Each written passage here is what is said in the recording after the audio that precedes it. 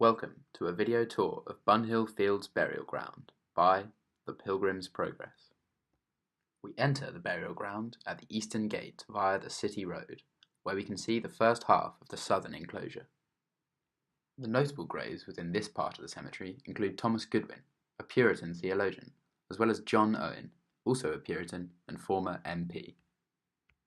As our camerawoman traces the gate of the enclosure, it is notable how Bunhill is used as a public footpath, with many people cutting through the cemetery to access the City Road and Bunhill Row. In fact, the design of the burial ground, with one central walkway and an open courtyard, seems to encourage this public use.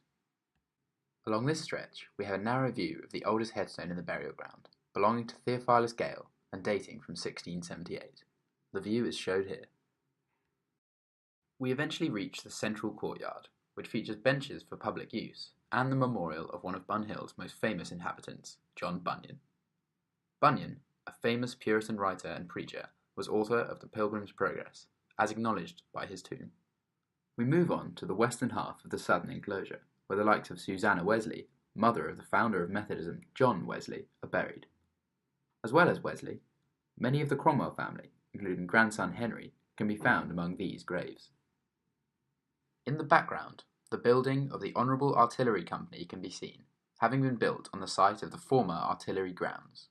The artillery grounds also lend their name to the pub on Bunhill Row, the Artillery Arms. The southern enclosure stretches all the way along the footpath to Bunhill Row. The earliest depiction of the burial ground, as it appears now, is Horwood's 1799 map, which can be found in our portfolio. Earlier maps, such as John Strype's 1720 edition, or Rock's 1746 map, show noticeable differences, particularly the degree of urbanisation surrounding Bunhill. Today, of course, the grounds are completely enclosed by the city. The layout of the graves in Bunhill is a feature of particular interest. The disorganised manner reflects the contemporary approach to burial, and shows how relatively unceremonious this cemetery was and is. Equally, the combination of simple, understated headstones and more elaborate, substantial monuments is an indication of Bunhill's changing use in the past and today. Finally, we reach the end of the southern enclosure as we approach the street. We can now consider the other areas of the burial ground. This footage demonstrates the view as you enter Bunhill from the west gate via Bunhill Road, looking left into the northern enclosure. Once again, the graves are sporadically built and include both standalone headstones and larger memorials.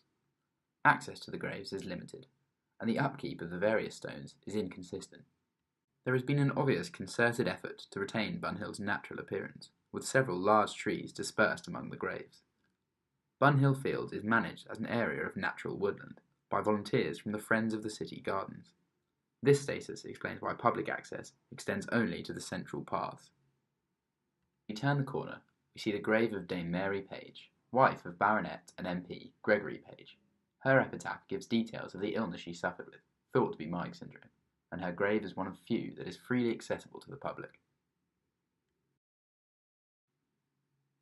We move on past the northern enclosure towards the undeveloped, open green plot which is part of Bunhill's now characteristic T-shape.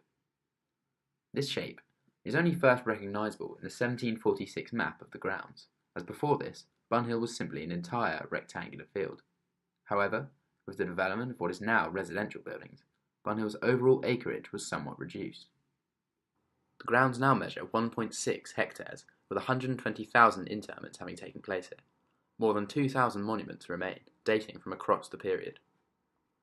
On the right, in the centre of the path, we can see the monument of Daniel Defoe, famously author of Robinson Crusoe. The monument, which was erected in 1870, is a Cleopatra pillar of white marble, standing out from the rest of the headstones. As we walk towards the centre of the burial ground, we can see the extent of the northern enclosure. On our left is the hut of the groundskeeper, who provides information and maintains the cemetery.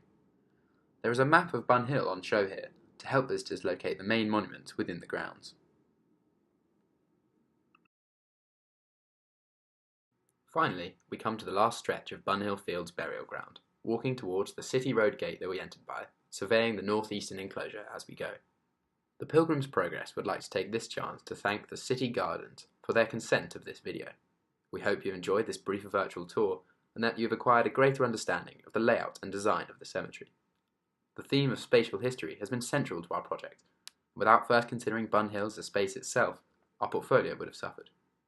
In this way, the tour is a helpful addition to many of the more specific themes explored later on. Our camerawoman was Michelle Tam, and I've been Henry Newton Savage. Thank you for watching.